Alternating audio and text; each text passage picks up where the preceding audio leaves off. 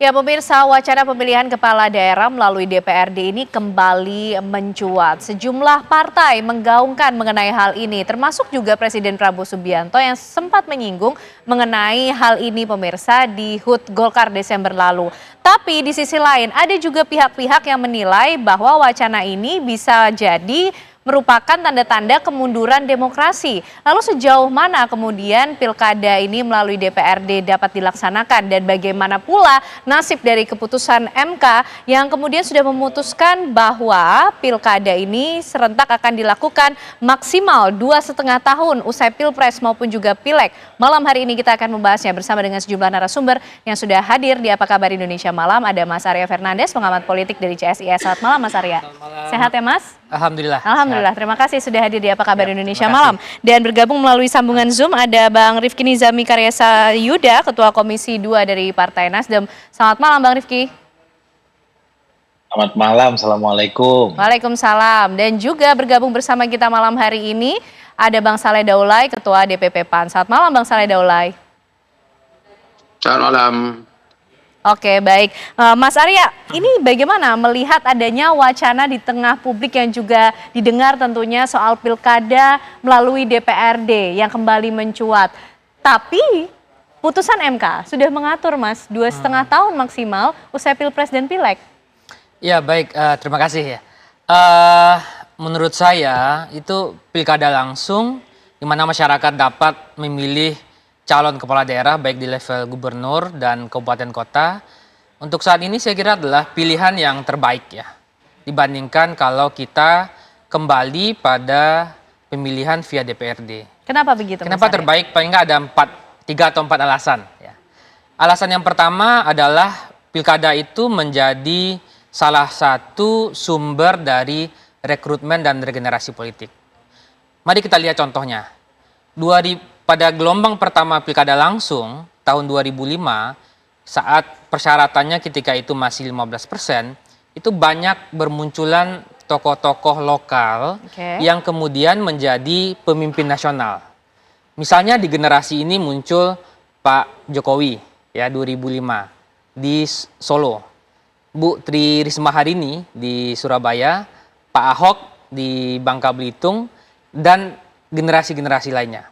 Generasi setelahnya juga muncul ada nama Ridwan Kamil di Bandung, ada nama Bima Arya di Bogor dan segala macam. Jadi pilkada itu jadi sumber penting dalam hal rekrutmen dan regenerasi politik. Itu alasan pertama. Yang kedua? Alasan yang kedua, pilkada langsung itu juga jadi sumber saya istilahkan karir politik. Dan banyak misalnya dari kepala-kepala daerah yang memulai karir politiknya dari level kabupaten kota, kemudian meningkat pada level gubernur, meningkat pada level pemimpin nasional. Sebagai contoh Ridwan Kamil ya, kalau kita ambil contoh yang paling populer, memulai dari wali kota Bandung, kemudian menjadi gubernur. Dan ini tidak bisa didapatkan kalau pilkadanya dilakukan via DPRD, karena orang nggak mengetahui. Nah, alasan ketiga, pilkada itu juga bisa jadi semacam medium bagi masyarakat untuk menghukum pemilih atau memberikan apresiasi kepada kepala daerahnya. Kalau kepala daerahnya dianggap berhasil, dia akan pilih lagi.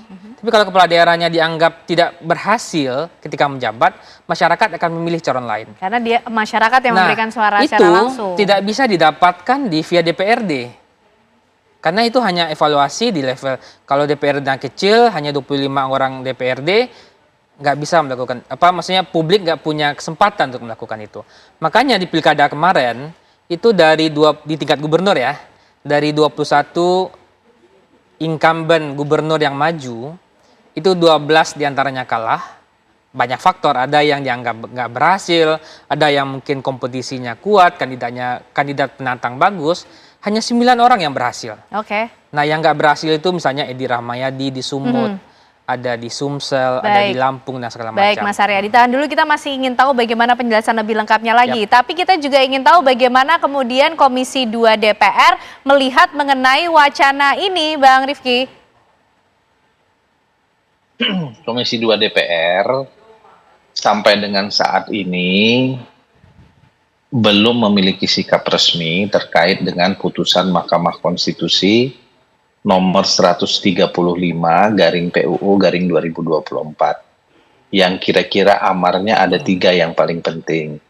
1, mengamarkan, memerintahkan untuk menghadirkan pemilu nasional dan pemilu lokal.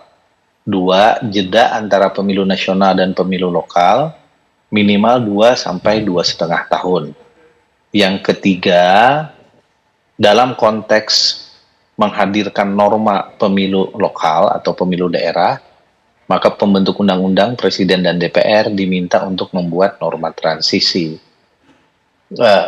Kami bersama dengan pimpinan DPR masih dalam posisi melakukan kajian yang mendalam terkait dengan putusan Mahkamah Konstitusi ini, karena dari kajian awal yang kami lakukan, putusan Mahkamah Konstitusi ini jika dijalankan, itu justru berpotensi melabrak sejumlah norma konstitusi dan prinsip-prinsip konstitusi. Oh, oke. Yang paling sederhana adalah misalnya kewajiban kita menghadirkan pemilu lokal 2,5 tahun jedanya dari pemilu nasional. Pemilu lokal salah satunya adalah pemilihan anggota DPRD. Sementara pemilihan anggota DPRD itu masuk dalam rezim pemilu dalam pasal 22E ayat 1 dan ayat 2 yang menyebutkan bahwa pemilu dilaksanakan 5 tahun sekali dan pemilu itu diselenggarakan salah satunya adalah memilih anggota DPRD. Sehingga kalau kemudian pemilihan anggota DPRD-nya tidak 5 tahun sekali, lebih dari 5 tahun, maka kemudian dia berpotensi untuk kita mengangkangi norma konstitusi itu sendiri. Jadi sulit rasanya menegakkan putusan Mahkamah Konstitusi dengan cara menggeser bahkan mengangkangi norma konstitusi. Terkait dengan diskusi kita malam ini soal kepala daerah dipilih DPRD ataukah dipilih langsung, saya kira norma di konstitusi itu jelas, pasal 18 ayat 4. Gubernur, bupati, wali kota, masing-masing sebagai kepala pemerintahan, provinsi, kabupaten, kota dipilih secara demokratis. Pasal 18 ayat 4 ini adalah buah dari amandemen kedua konstitusi tahun 2000. Lebih duluan lahir dibanding pasal 22E tentang pemilu yang tadi saya sebutkan. Kenapa kemudian menggunakan kata demokratis? Kita cek asbabun nuzul. Kalau bahasa hukumnya cek original intent pembentuk undang-undang dasar. Salah satu alasan pembentuk undang-undang dasar membentuk pasal 18 ayat 4 adalah memberi keleluasaan kepada pembentuk undang-undang untuk memilih model-model yang paling tepat. Apakah dipilih ini yang menarik, Bang. Dipilih secara perwakilan melalui DPRD atau model lain yang saat ini misalnya mengemuka pilkada yang bersifat asimetris. Dan karena itu kemudian kata demokratis itu bukan tidak sadar dihadirkan oleh pembentuk konstitusi, sangat sadar. Karena setahun berikutnya tahun 2001 pembentuk konstitusi merumuskan pasal 22E ayat 1 ayat 2. Pemilihan umum dilaksanakan 5 tahun sekali, pemilihan umum diselenggarakan untuk memilih Presiden Wakil Presiden, anggota DPR RI, anggota DPD RI, dan anggota DPRD. Tidak dimasukkan pemilihan kepala daerah di dalamnya. Nah, karena itu, dengan menggunakan optik konstitusional, maka pemilihan melalui DPRD adalah sesuatu yang konstitusional.